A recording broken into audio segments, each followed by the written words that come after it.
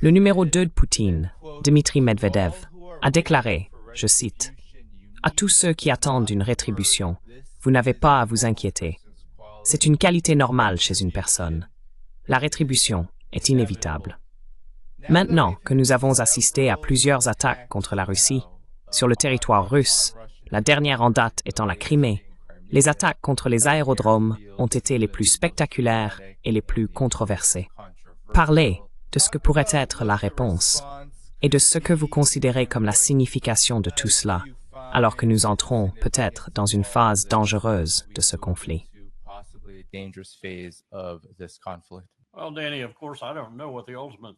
Eh bien, Danny, bien sûr, je ne sais pas quelle sera la signification ultime, mais je peux spéculer, et je pense pouvoir le faire de manière assez convaincante. D'abord, j'aimerais revenir en arrière et dire que, si c'est vrai, si les rapports publics indiquent que cette planification dure depuis 18 mois, alors il n'y a absolument aucun doute, il n'y en avait déjà aucun dans mon esprit au départ, que l'OTAN, comprenez, Washington, la Grande-Bretagne, la France, l'Allemagne, tout le complexe, étaient impliqués dans cette affaire, mais principalement les États-Unis, parce qu'ils disposent des moyens nécessaires pour faire ce qui a été fait, essentiellement du renseignement et des satellites.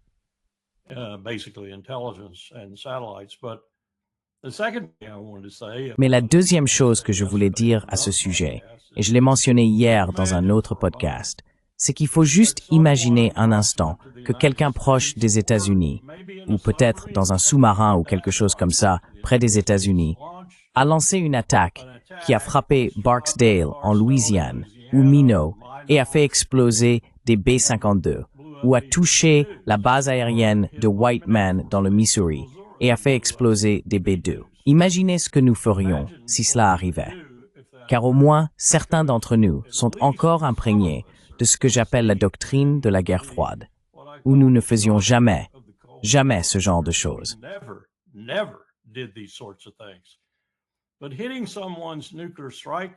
Mais frapper la capacité de frappe nucléaire de quelqu'un, et je crois me souvenir que selon le traité START, qui reste en vigueur jusqu'en février 2026, aussi moribond soit-il, l'une des exigences était de garder ces bombardiers comme ceux-là, les B-52, les B-2 et leurs équivalents russes, à découvert.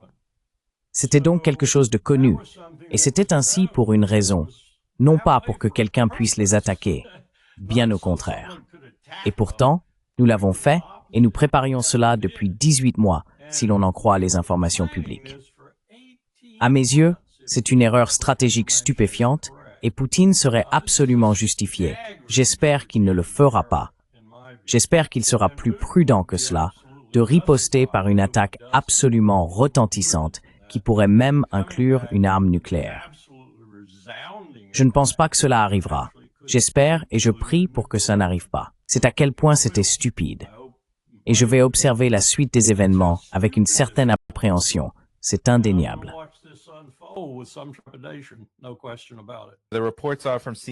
Les rapports de CNN indiquent que Pete Hegseth recevait des informations à ce sujet. Quelle est donc votre réaction face à la manière dont la Russie réagit à cette situation, ainsi qu'au rôle des États-Unis, et à ce que cela révèle sur le conflit?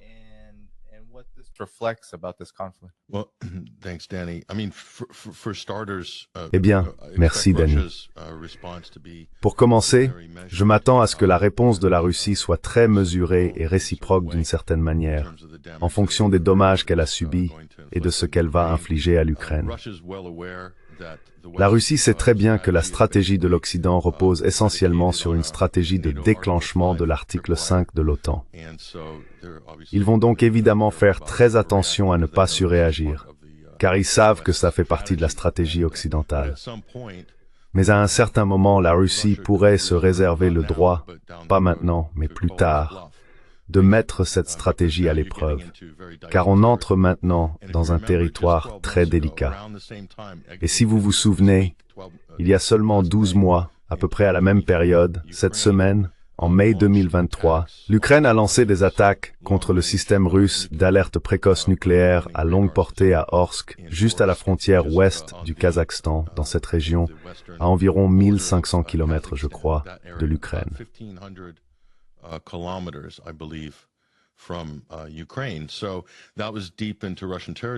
C'était donc en plein territoire russe. Et c'était une attaque assez intéressante car elle a eu lieu juste avant ce sommet pour la paix en Suisse organisé par Zelensky. Évidemment, il ne va rien se passer là-bas quand un tel événement précède les négociations prévues. Exactement la même situation ici. Cela anéantit pratiquement toute chance de bonne volonté lors du sommet d'Istanbul. Pourtant, la Russie suit la procédure, comme on pouvait s'y attendre. Et elle a exposé ses exigences, évidemment, d'abord politiques, puis discussions sur des questions techniques, sur un cessez-le-feu, et ainsi de suite. Et c'est ainsi que cela devrait se passer.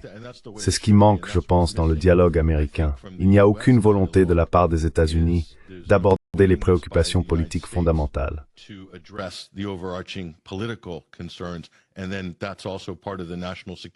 Et cela fait également partie des préoccupations de sécurité nationale de la Russie.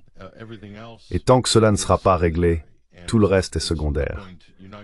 Vous n'irez même pas plus loin tant que vous n'aurez pas traité ces questions, qui sont en grande partie très similaires à ce que les États-Unis ont présenté à la dernière administration et au dernier secrétaire d'État, Tony Blinken, au département d'État en décembre, si je ne me trompe pas, 2021. Et ensuite, par la suite, c'était plus ou moins la même chose. Donc il n'y a pas vraiment de surprise de ce côté-là. En revanche, ce que nous avons, ce sont beaucoup de surprises du côté des États-Unis, du côté ukrainien et aussi du côté de l'OTAN. Beaucoup de changements de règles, beaucoup de revirements et une poursuite de ces provocations qui sont extrêmement contre-productives. Et je pense qu'elles sont conçues pour être contre-productives. Parce que, selon moi, si les États-Unis se retirent, et nous pouvons parler davantage de la dimension politique de cela, les États-Unis ne peuvent pas simplement dire « Oh, nous allons nous retirer et nous laver les mains de cette affaire si les Européens ou les Ukrainiens ou les Russes et les Ukrainiens ne s'entendent pas, ou peu importe. Nous allons simplement, comme le dit J.D. Vance, nous en éloigner. » Je pense que c'est une énorme erreur. Je pense que c'est une dérobade. Je pense que cela montre que les États-Unis sont faibles, qu'ils ne sont plus considérés comme une puissance mondiale responsable. Ils doivent être impliqués. Ils doivent d'abord négocier un accord avec la Russie, puis ces exigences doivent être imposées à l'Ukraine. C'est la seule façon d'éviter ici un potentiel troisième conflit mondial.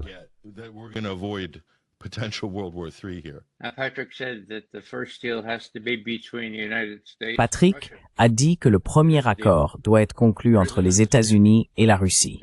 Il y a un accord, il y a une entente. Les deux parties voient un intérêt à calmer la situation et à y mettre enfin un terme. C'est le grand contexte de toute cette discussion. Maintenant, l'analogie sur ce qui se passerait si on nous faisait la même chose est valable. Mais elle a ses limites, car notre dirigeant est une personne un peu surexcitée, émotionnellement imprévisible, qui réagirait probablement de façon impulsive. Ce n'est pas la même chose de l'autre côté. Poutine, c'est cool and look. Je veux dire bonjour. Tout cela vise à le pousser à ce que les Britanniques appellent « mettre Poutine en difficulté ». En d'autres termes, ils font cela, je parle du timing, maintenant. Ils font cela juste avant le début des négociations, la deuxième série qui commence à Istanbul.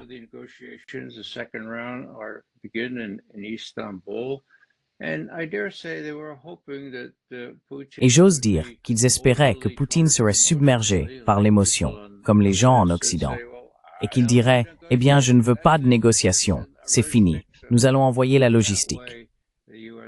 De cette façon, les États-Unis seraient en quelque sorte pris en otage, obligés soit de céder, soit de soutenir ces Européens idiots qui pensent pouvoir l'emporter contre une Russie bien plus forte.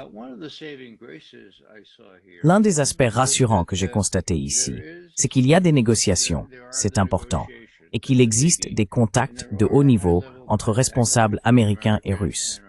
Alors, Que s'est-il passé? Eh bien, j'ai vu dans le New York Times que c'est à l'initiative de la Russie que Lavrov et Blinken ont discuté de cela. D'accord? Et Lavrov, en d'autres termes, a pris l'initiative de l'appel téléphonique. C'est nouveau.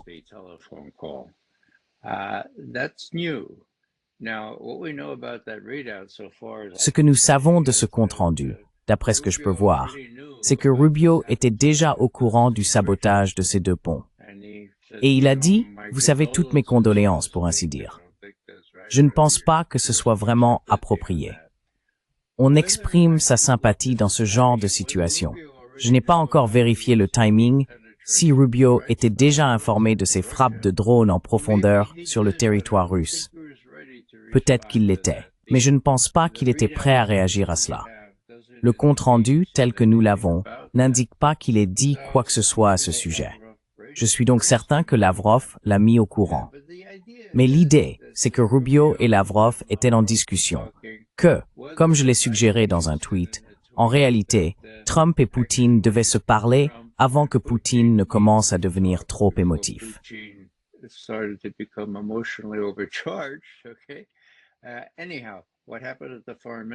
Quoi qu'il en soit, ce qui s'est passé au niveau des ministres des Affaires étrangères a bien eu lieu.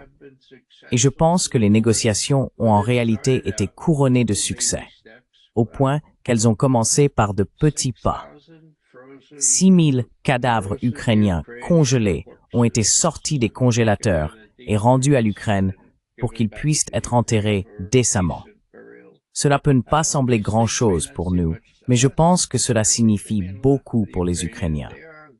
Ce sont des gestes de bonne volonté, et ils restent mineurs comparés aux concessions majeures qui seront nécessaires, étant donné que les Russes sont en position de force et n'accepteront pas beaucoup moins.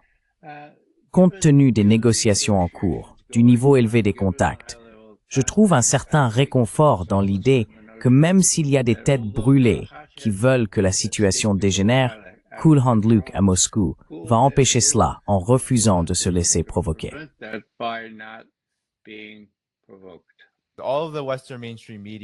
Tous les médias occidentaux traditionnels affirment que cela visait à exercer une pression sur la Russie.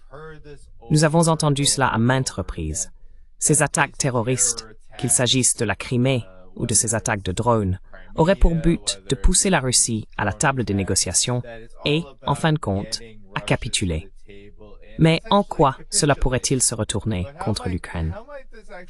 Emma metafortamandio Perls Harry Psilupeyon optimiste ne ray à ce suis-je. Permaremis Pacisiu.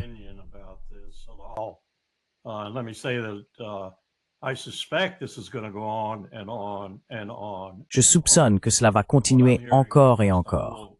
Et ce que j'entends d'Istanbul, c'est qu'il y a une perspective que cela dure encore et encore, parce qu'ils sont loin d'un accord. L'Ukraine n'acceptera pas la position intransigeante des Russes. Et dire que les États-Unis, dans leur état actuel de désordre, et je pèse mes mots, désordre, vont être un médiateur de poids dans cette affaire, même si la situation pourrait l'exiger. Et je pense que c'est vrai, elle l'exige. C'est absurde.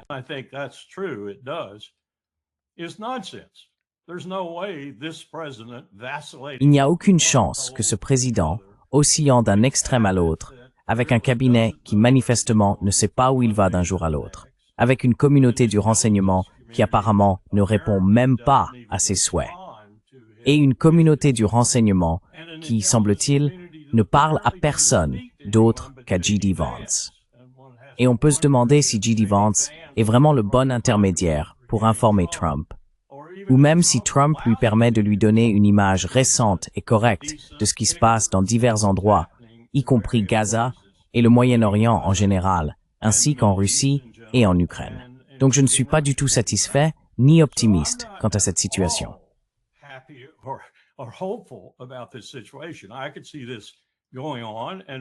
Je peux imaginer que cela continue et que la Russie le tolère parce qu'elle ne peut rien faire d'autre que de laisser faire et continuer à engranger des victoires pendant des mois. Et la désorganisation des empires va se poursuivre, comme c'est le cas actuellement, et peut-être même s'aggraver et devenir plus profonde. Et j'ajouterais la désorganisation de l'UP et celle de l'OTAN également. Nous avons aujourd'hui tellement de dirigeants au sein de l'OTAN, même dans des pays cruciaux comme l'Allemagne et la France, et je dirais aussi l'Angleterre, qui ne sont pas soutenus par leur population. Ils n'ont pas la majorité de leur peuple dans leur coalition, pour ainsi dire, ou derrière eux. Ce sont donc, à bien des égards, des dirigeants de court terme. Et il n'est pas très difficile de comprendre où va l'UEMOME et où va l'OTAN.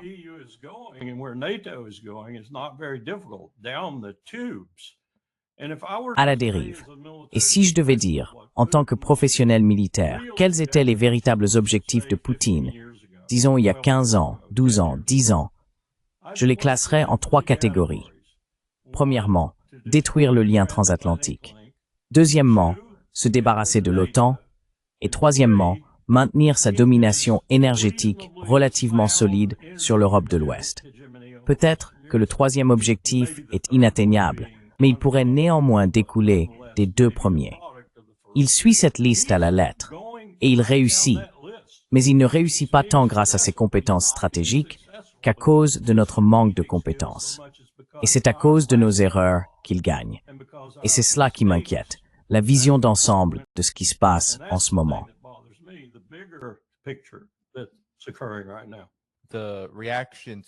La réaction à cela est d'une part spéculative, mais d'autre part, nombreux sont ceux qui réclament que Poutine en fasse davantage, affirmant qu'il ne fait pas assez face à tout cela.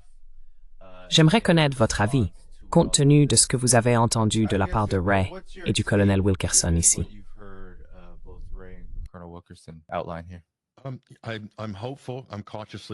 Je suis plein d'espoir. Je suis prudemment optimiste. Toujours optimiste. On ne peut pas s'engager dans la diplomatie sans optimisme. Il faut être optimiste dans l'âme. De ce point de vue, je partage le sentiment de Ray. Peu importe à quel point la situation semble catastrophique sur le plan géopolitique, diplomatique ou de la politique étrangère, ils se parlent. Et il faut espérer que cela soit globalement positif. Ils se parlent. Les Américains et les Russes ont une ligne de communication, Washington et les Iraniens, Washington et le Hamas. Mais concernant spécifiquement la situation Russie-Ukraine, c'est peut-être la plus volatile en ce moment, cette semaine. Donc à ce titre, je partage l'inquiétude du colonel Wilkerson concernant ce que je considère comme une énorme erreur commise par l'administration Trump.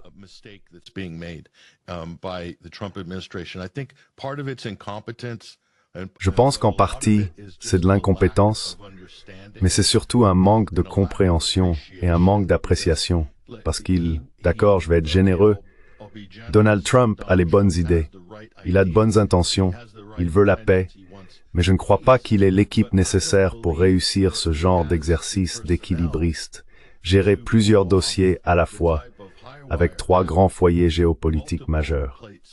Je ne pense pas qu'il ait les personnes ayant les compétences requises, ni les experts dans les domaines concernés pour mener à bien ces négociations. C'est pourquoi il se débrouille tout mal. Si vous regardez la situation Russie-Ukraine, elle est matériellement pire en ce moment. Sur le plan diplomatique, le potentiel d'escalade, ils viennent de frapper la force de dissuasion nucléaire à longue portée de la Russie. Je veux dire, c'est grave.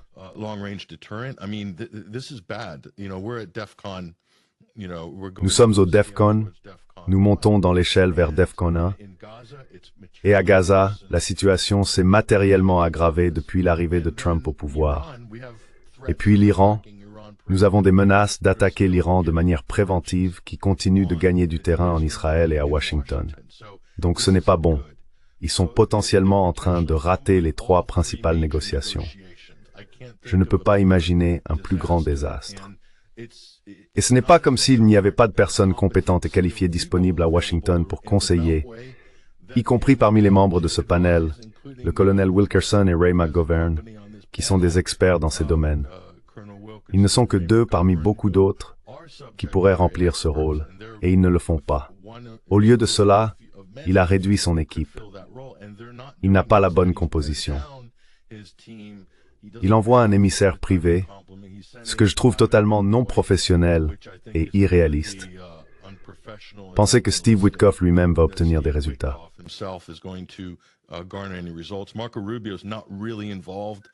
Marco Rubio n'est pas vraiment impliqué de la même manière que les précédents secrétaires d'État l'étaient. Donc, ce système hiérarchique que Trump a mis en place, je pense que c'est une catastrophe.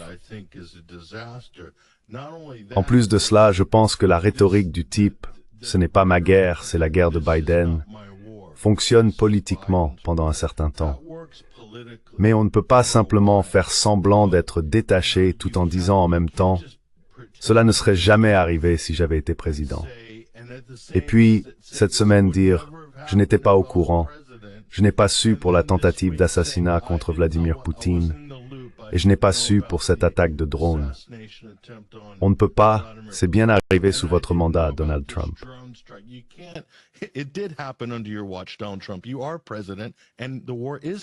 Vous êtes président et la guerre a lieu. Donc cette vieille rengaine devient vraiment lassante. Et puis ce recul, si aucun accord n'est trouvé, on va simplement s'en laver les mains. Les États-Unis se dérobent à leurs devoirs. En tant que puissance nucléaire, en tant que membre du Conseil de sécurité de l'ONU, ils ont une obligation. Ils ont un devoir envers la communauté internationale de jouer ce rôle responsable pour apaiser les tensions. C'est traditionnellement le rôle des administrations précédentes. Au lieu de cela, ils foncent vraiment dans la direction opposée. Et c'est un problème. Est-ce parce que cette administration ne comprend pas ce qui est en jeu?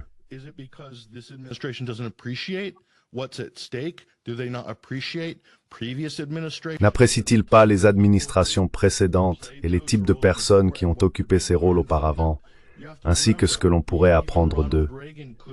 Il faut se rappeler que même Ronald Reagan pouvait appeler Richard Nixon pour demander conseil s'il en avait besoin. Et je suis sûr que Ray a plein d'histoires tirées de sa carrière où des administrations précédentes étaient sollicitées pour donner leur avis, leur orientation, leurs conseils et leur aide. Je ne vois pas cette administration puiser dans ce vivier d'intelligence, et cela m'effraie. Je vois plutôt l'inverse. Je les vois essentiellement se replier sur eux-mêmes, resserrer les rangs et adopter la moitié du temps une posture de tortue face aux médias. Et franchement, cela n'inspire pas beaucoup de confiance.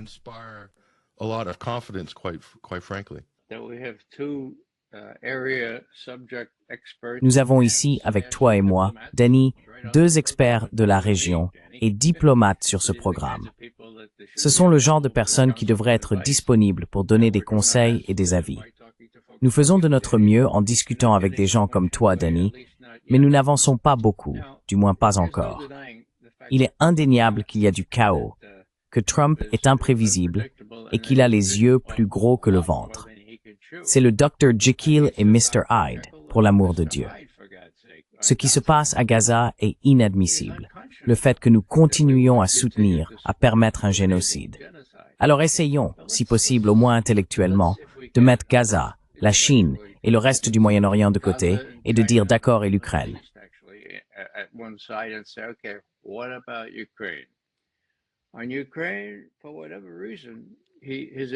Sur l'Ukraine, pour une raison ou une autre, ses instincts sont bons, comme Patrick l'a suggéré, et ceux de Poutine aussi. Les instincts de Poutine sont, eh bien, voilà, c'est une fenêtre d'opportunité. Ce type Trump semble vraiment vouloir conclure une sorte d'accord. Lui expliquer à quel point cela va être difficile, et il veut quand même le faire. D'accord? Wilkerson, à cet égard, a joué un rôle utile. Donc, c'est le chaos. Je n'ai jamais vu le gouvernement dans un tel désarroi. Mais dans la mesure où Trump a le contrôle, et c'est une question essentielle, lui et Wilkerson peuvent y parvenir. Maintenant, une chose que Larry a suggérée à propos du fait que nous, les États-Unis, essayons d'être un médiateur de poids. Je ne vois pas cela comme notre rôle.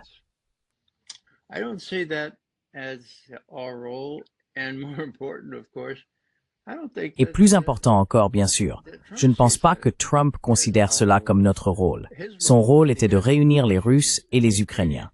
Lui et Poutine ont mis au point, il y a seulement 3 semaines, des moyens très astucieux de faire précisément cela. Et maintenant, les Russes et les Ukrainiens se sont déjà parlé 2 fois. Maintenant, eh bien, cela va continuer encore et encore. Oui, mais c'est une bonne chose. Il vaut mieux discuter que faire la guerre, comme le dit Winston Churchill. Maintenant, c'est une analogie imparfaite, parce qu'il y a la guerre pendant que les discussions ont lieu. Mais de quoi s'agit-il dans cette guerre? La guerre concerne la Russie, combien elle va gagner, et dans quelle mesure elle pourrait être prête à accepter certains compromis pour que ses intérêts fondamentaux, comme elle le dit, soient respectés et acceptés.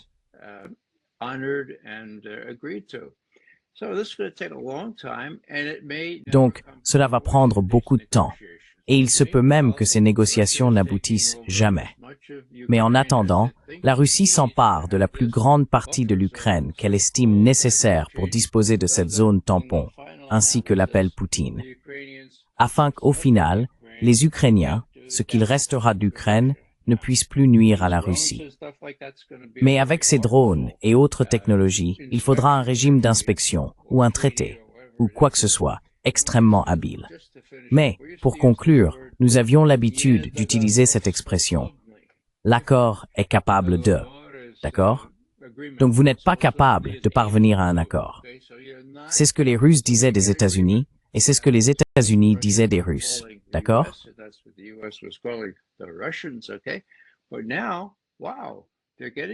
Mais maintenant, waouh!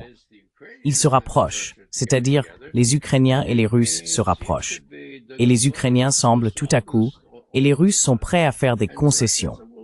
Je suis presque sûr qu'ils le sont. Ils ne veulent pas être accablés par une Ukraine entière sous leur tutelle. Ils ne veulent pas d'un autre Vietnam pour eux-mêmes. Donc il y a une marge de manœuvre. C'est juste que, quel était le mot? Encore et encore et encore. Eh bien, je vois cela comme une bonne chose, parce que j'y vois une soupape de sécurité. Avoir la perspective qu'il pourrait y avoir des avancées de manière plus pacifique, plutôt que de s'affronter avec des frappes aériennes et d'autres choses en Ukraine.